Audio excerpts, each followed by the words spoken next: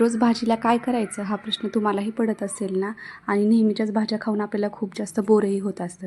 त्यामुळे ही गावरान पद्धतीची भाजी फक्त तुमच्यासाठी आहे. हे तुम्ही रात्रीच्या जेवणातसुद्धा छान असा बेत बनवून जेवण करू शकता. चला तर मग रेसिपीला सुरुवात करूया. तर इथे मी 1 वाटी ना बेसनचं पीठ घेतलेलं आहे. ते छान पद्धतीने चाळून घ्यायचं आहे. त्याच्यामध्ये पाव चमचा आपल्याला हळद टाकायची आहे. थोडंसं लाल तिखट टाकायचं इथं आपल्याला, कारण वरतून आपल्याला पाण्याला पण फोडणी द्यायची. इथं बारीक ठेचलेलं लसूण आपल्याला त्याच्यामध्ये घालायचं 1 चमचा. परत इथं जिरेपूड टाकायचे आपल्याला अर्धा चमचा. चवीनुसार मीठ टाकायचं आहे.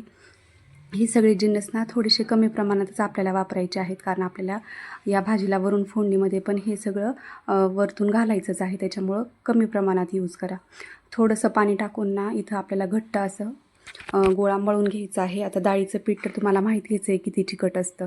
त्याच्यानंतर ना हे पिठामध्ये डब करून अशा पद्धतीने 1 पोळी आपल्याला लाटून घ्यायची आहे.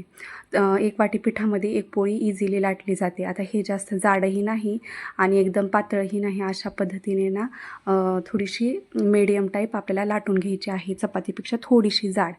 त्याच्यानंतर हे अशा पद्धतीने आपल्याला कट करून घ्यायचे आहे. तुम्ही वाटलंच तर हाताने सुद्धा मोडून टाकू शकता, पण याच्याने ना छान असा आकार येतो आणि आपली भाजी दिसायला अजूनच छान वाटते.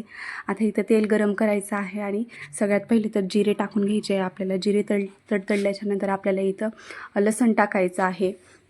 त्याच्यानंतर आपल्याला याच्यामध्ये घालायचे आहेत कढीपत्त्याची पाने, ज्याच्यामुळे ना भाजीचा स्वाद अजूनच छान येईल. त्याच्यानंतर आपल्याला इथं घालायचं आहे खोबऱ्याचा किस.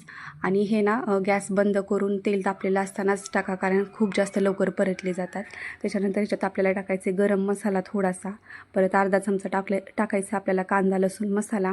आणि काळ्या तिखट आपल्याला यूज करायचं आहे फोडणी देतेवेळी, कारण आपण पिठामध्ये लाल तिखट थोड्याशा प्रमाणात टाकलं होतं.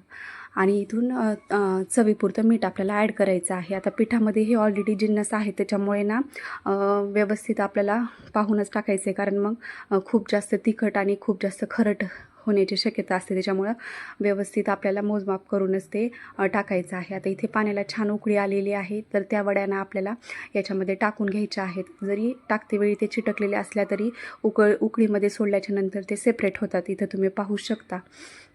छान अशी उकळी काढून घ्यायची. आता भाजीला दाटसर येण्यासाठी ना आपल्याला ॲडिशनल काहीच टाकायचं नाही त्याच्यामध्ये.